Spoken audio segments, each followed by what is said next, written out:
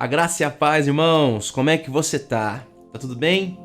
Nós estamos entrando nos últimos capítulos do livro de Romanos, já estamos chegando no final dessa série e eu gostaria aqui desde já de agradecer a você que está assistindo os vídeos, comentando, compartilhando com seus contatos. Muito obrigado por essa ajuda e eu espero firmemente que esses dias foram dias de edificação, de crescimento para você. Para mim está sendo muito. Hoje nós vamos ver o capítulo 13 do livro de Romanos. E antes disso, antes de nós irmos para o capítulo 13, eu gostaria que você se inscrevesse nesse canal, ativasse o sininho, clicasse no gostei do vídeo, comentasse aqui embaixo e compartilhasse o vídeo com seus contatos, como nós já estamos fazendo todos os vídeos aí. Ok? Abra sua Bíblia então no livro de Romanos, capítulo 13. Nós vamos ler alguns versículos. Diz assim, Romanos 13: Todos devem sujeitar-se às autoridades governamentais, pois não há autoridade que não venha de Deus. As autoridades que existem foram por ele estabelecidas. Portanto, aquele que se rebela contra a autoridade está se colocando contra o que Deus instituiu. E aqueles que assim procedem trazem condenação sobre si mesmos. Pois os governantes não devem ser temidos, a não ser pelos que praticam o mal. Você quer viver livre do medo da autoridade? Pratique o bem, e ela o enaltecerá, pois é serva de Deus para o seu bem.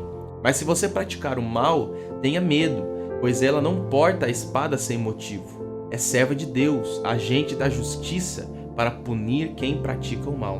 Portanto, é necessário que sejamos submissos às autoridades, não apenas por causa da possibilidade de uma punição, mas também por questão de consciência.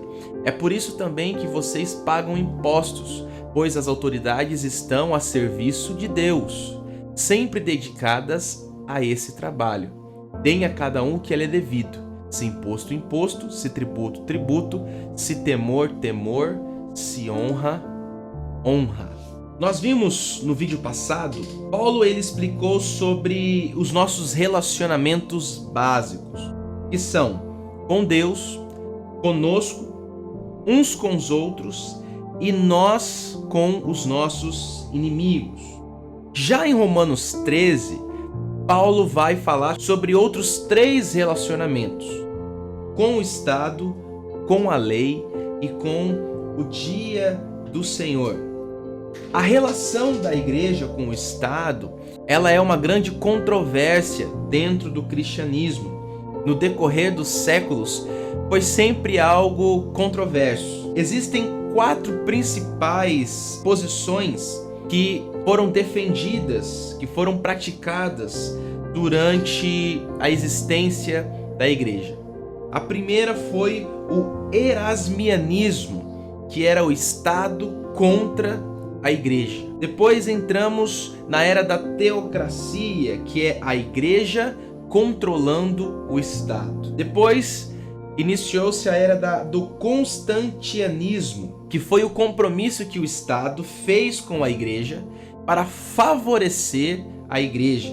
E a igreja, por sua vez, ela se acomodava, não dava nenhum problema, não seria nenhum empecilho para o Estado, e ela seria abastecida, suprida e ficaria ali recebendo o dinheiro do Estado e o favorecimento do Estado. E a quarta é a parceria. A parceria é onde a igreja e o Estado eles se reconhecem e se encorajam mutuamente. Eles reconhecem as suas atribuições distintas dadas por Deus, cada um, e eles vivem num ambiente de colaboração. Dessas 4 posições que nós vemos, parece que Paulo ele fala e ensina a respeito dessa última, que é uma parceria entre a igreja e o Estado. Porque essas 2 instituições elas têm deveres e autoridades distintas. E Paulo então começa a falar a respeito da autoridade do Estado, dos versículos 1 ao 3. Ele diz que todo homem esteja sujeito às autoridades. E ele nos dá algumas razões para isso. Primeiro, não há nenhuma autoridade que não seja dada por Deus. Segundo, as autoridades que existem foram ele que estabeleceu. E terceiro, aquele que resiste à autoridade, resiste à ordenação do próprio Deus. Então, por essas razões, nós podemos compreender e entender que o Estado é uma constituição humana, sim, mas ela tem autoridade divina. Deus deu autoridade ao Estado. Os cristãos, eles não podem ser anarquistas, eles não podem ir contra o Estado, eles não podem ser bagunceiros, subversivos. Só um parênteses aqui muito importante. Nós precisamos entender e deixar bem claro que apesar da autoridade do Estado ser divina, ou seja, foi Deus quem deu, os governantes, as pessoas, elas não são. E elas podem usar dessa autoridade que Deus deu ao Estado, mas podem ser corruptos, podem ser tiranos, ou podem ser benevolentes, podem ser justos, ok? Eu não estou aqui defendendo partido algum que A ou B está certo. Eu estou dizendo que, à luz da palavra, nós entendemos que o Estado ele tem uma autoridade divina. O próprio Senhor Jesus, lá em João 19:11, ele disse que Pilatos tinha autoridade dada por Deus e por isso ele prestaria contas diante de Deus dessa autoridade que ele recebeu. Depois que Paulo ensina a respeito da submissão, ele adverte contra a rebelião. O raciocínio aqui é muito simples. Aqueles que não se submetem trarão sobre si mesmos a condenação de Deus e a espada do próprio Estado. Paulo segue dos versículos 4 ao 7, dizendo o Estado como um ministro de Deus. A autoridade do Estado ela está associada ao próprio divino. Se o Estado ultrapassar essa vocação, a sua vocação de existência, é claro que ele poderá ser resistido por Deus. Mas Paulo ele traz 3 afirmações que o Estado possui autoridade e que ele é ministro de Deus. Vejamos, lá no versículo 4, Paulo diz que a autoridade é ministro de Deus para teu bem. Ainda no 4 ele diz, é ministro de Deus para castigar o que pratica o mal. E no versículo 6 ele diz que o Estado é ministro de Deus, por isso pode receber tributos. O trono do Senhor, ele é estabelecido sobre a autoridade. A autoridade divina, ela representa o próprio Deus e todo o universo. E não há nada maior no universo do que Deus. Somente Deus é a autoridade absoluta. E todas as outras autoridades foram constituídas por Deus. Deus ele não tem início, Deus ele não tem fim, ele não foi criado, ele simplesmente é. Tudo vem dele, tudo volta para ele. Ele é a autoridade absoluta. E aqui eu queria entrar trazendo alguns princípios de autoridade, de submissão, que é importante nós entendermos. Existem 2 caminhos que um cristão ele pode trilhar. O caminho do Senhor Jesus e o caminho de Satanás, que é o princípio de Lúcifer, o princípio da autoexaltação. Satanás, ele não era Deus e quis ser como Deus. Por isso ele desejou subir acima das mais altas nuvens. Ele quis usurpar o trono de Deus e por isso foi lançado no mais profundo abismo. Já Jesus, sendo Deus, ele não usurpou ser igual a Deus. Antes, ele se esvaziou a si mesmo e assumiu a forma de servo, morrendo na cruz. Ele abandonou a sua glória e recebeu um nome que é acima de todo nome e um trono sobre todo o universo. Se nós desejamos servir a Deus, nós nunca podemos violar a questão de autoridade. Porque se violamos a autoridade, nós estamos caminhando no princípio de Satanás. Porque na obra de Deus é possível estar com Satanás em princípio e com Jesus em doutrina. Sabia? Você pode estar doutrinamente com Cristo, mas em princípio seguindo o princípio de Lúcifer. se autoexaltando, não se submetendo a ninguém, se achando superior às pessoas. Este é o princípio de Satanás, de Lúcifer. Quando nós evangelizamos as pessoas, nós estamos trazendo elas para debaixo da autoridade de Deus. Satanás, ele não teme as nossas palavras, mas ele teme a sua submissão. Quando Jesus orou o Pai Nosso, ele pediu para Deus livrar do mal. Ele se referia ao desejo de reino, de ter glória, de não aparecer mais do que convinha aparecer. O nosso serviço a Deus, a nossa servidão, a nossa mordomia, ela não pode ser uma questão de sacrifício, de negação, mas é uma questão de fazer a vontade de Deus. Somente aqueles que se submetem à autoridade pode ter autoridade. Bons discípulos são bons discipuladores.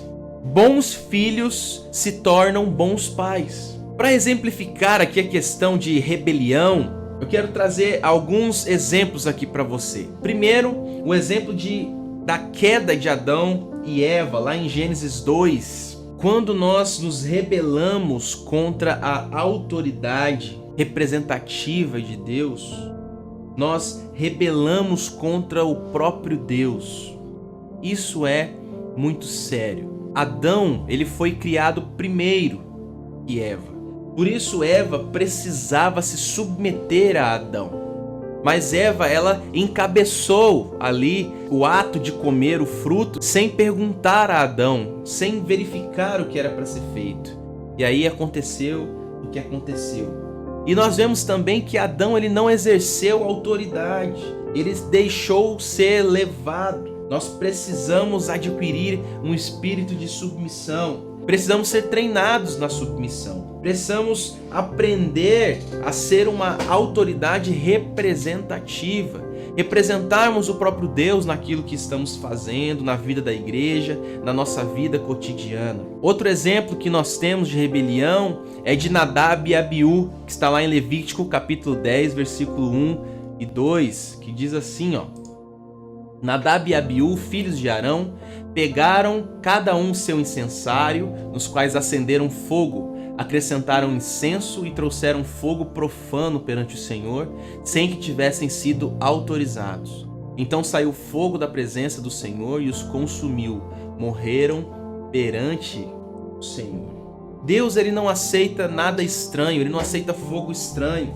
Fogo estranho é aquilo que tem origem na sua presunção humana.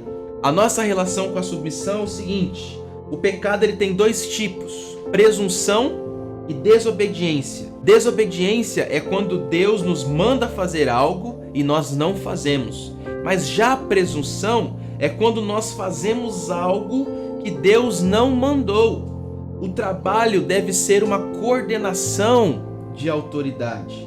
Deus, ele havia estabelecido Arão como sacerdote. Quando os filhos de Arão, Nadab e Abiú, resolveram oferecer sacrifício, eles fizeram fora da coordenação do pai. Eles fizeram sem o consentimento e aquilo se tornou fogo estranho. O serviço sempre deve originar-se em Deus. O princípio aqui do fogo estranho é fazer algo que Deus não mandou. Um grande sinal de que estamos fazendo a vontade de Deus é a satisfação e a vida. Se quanto mais trabalhamos, mais nos sentimos cansados, exaustos, pode ser uma evidência de que há fogo estranho no nosso meio.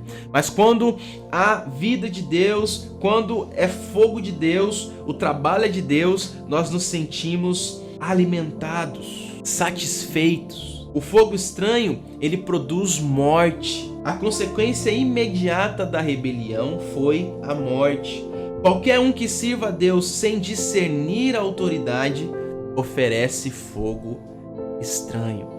Deus havia dado a lei e estabeleceu Arão como sacerdote e os filhos ali, a sua família. E Deus disse que eles precisavam usar um certo tipo de incensário, uma ferramenta específica, o fogo do altar para oferecer os sacrifícios. E nós vemos no versículo 1 que Nadab e Abiú pegaram os próprios incensários, não o que Deus estabeleceu. e levaram fogo estranho, não o que Deus estabeleceu. Por isso, a consequência foi a morte. No mundo todo, no universo, Deus ele é a fonte de toda autoridade. Toda autoridade humana é estabelecida por ele e, portanto, representa a autoridade de Deus. Seja no mundo, existem autoridades no mundo e precisamos nos submeter a essa autoridade. Seja na igreja, Deus ele ordena que todos devem submeter ao presbitério da igreja. Seja na família, Deus ele colocou uma hierarquia dentro da família. Jesus é o cabeça do lar, do homem. O homem é o cabeça da mulher e a mulher dos filhos. Existe um nível e uma hierarquia de autoridade nas famílias. Existem também limites de obediência à autoridade. Submissão é uma questão de coração, mas a obediência é uma questão de conduta. Nós devemos nos submeter sempre às autoridades, mas nem sempre temos de obedecer às autoridades. Olha só, presta atenção, viu? Não vai se embananar com isso aqui não e nem falar que eu falei para você desobedecer as pessoas. Não é isso. Somente Deus é objeto de submissão ilimitada. Mas a submissão humana, ela pode ser limitada. Na verdade, ela é sempre limitada. Se a autoridade representativa, ela dá uma ordem nitidamente contrária à ordem de Deus, então ela deve ser desobedecida. Existe uma hierarquia de autoridades. Primeiro, a autoridade soberana de Deus, inquestionável. Segundo, a autoridade da Bíblia, inquestionável. Terceiro, a autoridade da nossa consciência. Toda autoridade, ela deve ser submissa a esses 3 níveis mais elevados de autoridade. Qualquer autoridade, seja na família, seja no governo, seja na sua empresa, seja na sua igreja, que disser para você fazer algo que esteja em conflito com Deus, com a Bíblia ou com a sua consciência, você então deve desobedecer. Mas lembrando, podemos ser desobedientes, mas sempre submissos. Como eu já disse, eu não estou sugerindo para você ser rebelde e se rebelar contra a autoridade, até porque rebeldia é como o pecado de feitiçaria. Mas eu quero enfatizar que na palavra de Deus, a obediência ela é sempre relativa. Por exemplo, se um pai proíbe o filho de participar dos cultos da vida da igreja, esse pai ele deve ser desobedecido. Se um marido proíbe a esposa de participar da célula, de participar da igreja, ele deve ser desobedecido. É claro que não como um desafio, como uma afronta, com discussões, com gritarias, não. Mas tudo isso feito com sabedoria, fazendo dentro da vontade de Deus. E dentro disso, criou-se uma ideia de que quando um discípulo vai fazer alguma pergunta para o seu líder, vai fazer uma sugestão ou até mesmo reclamar de alguma coisa, automaticamente é taxado sobre ele o espírito de rebelião, de rebeldia. E isso produz igrejas passivas, onde o potencial de crescimento e desenvolvimento ele é pequeno, ele é cortado. Então nós temos igrejas apáticas que não atingem o alvo do Senhor. Nós precisamos ser cuidadosos para não usar palavras injuriosas. O grande problema da rebeldia são essas palavras de injúria. Quando nós desconsideramos a autoridade, quando nós agimos desrespeitosamente, quando nós ofendemos alguma autoridade, nós estamos ofendendo o próprio Deus. Mas veja, se não usarmos palavras de injúria, se não formos críticos, se a sugestão ou se a crítica for bem colocada, com as palavras corretas, isso não é pecado. Nós vemos um exemplo de Marta com o próprio Senhor Jesus. Várias vezes ela reclamou com Jesus, ela reclamou com o Senhor e ele não repreendeu a Marta. Ela reclamou quando Jesus chega na cidade para ver Lázaro e Lázaro já tinha morrido e ela disse: Senhor, por que o Senhor não veio mais cedo? Ela estava reclamando com Jesus.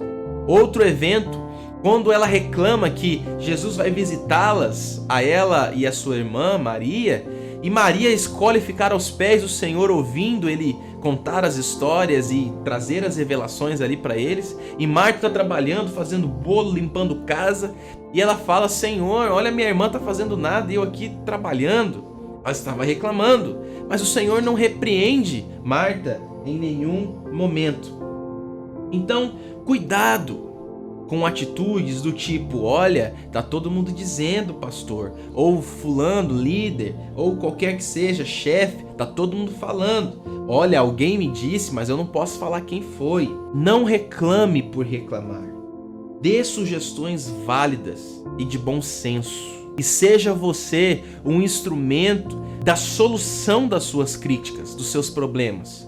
Ajude aqueles que te lideram, aqueles que Deus colocou sobre a sua vida. Como eu posso distinguir uma liderança adequada, que está adequada segundo a palavra? Bom, uma igreja ou uma nação ou uma empresa, qualquer coisa, ela sempre levanta ou cai com a sua liderança.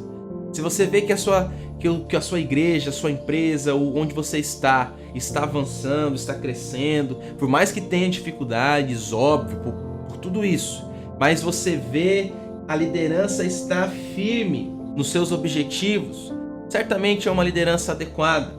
O crescimento espiritual é limitado pela liderança. Se você tem uma liderança fraca, então você terá uma igreja fraca, ou enfim. Mas se você tem uma liderança forte, você terá uma igreja forte. E como eu distingo uma liderança consagrada? Olha só, 4 tópicos aqui para a gente encerrar. Líderes consagrados sempre buscam responsabilidades. Líderes corrompidos, eles buscam autoridade. Líderes consagrados, eles alimentam o rebanho. Líderes corrompidos só tosqueiam, só pegam o que o rebanho pode dar. Líderes consagrados reúnem o rebanho. Líderes corrompidos, eles dispersam o rebanho. Líderes consagrados reconhecem as ovelhas como sendo de Deus. Líderes corrompidos reivindicam as ovelhas para si. Se você exerce algum nível de liderança, seja no seu trabalho, na sua igreja, onde você estiver, que você seja um líder segundo o coração de Deus. Alguém que inspira, alguém que ajude o grupo a avançar, a crescer. Seja submisso sempre, respeitosos na forma de falar, na forma de conduzir e na forma de tratar.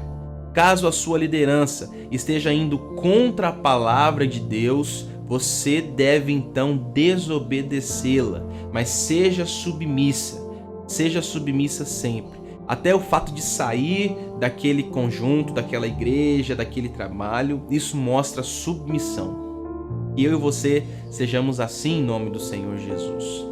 Nós estamos nos últimos capítulos, como eu disse. Espero que você esteja gostando do que você viu até aqui.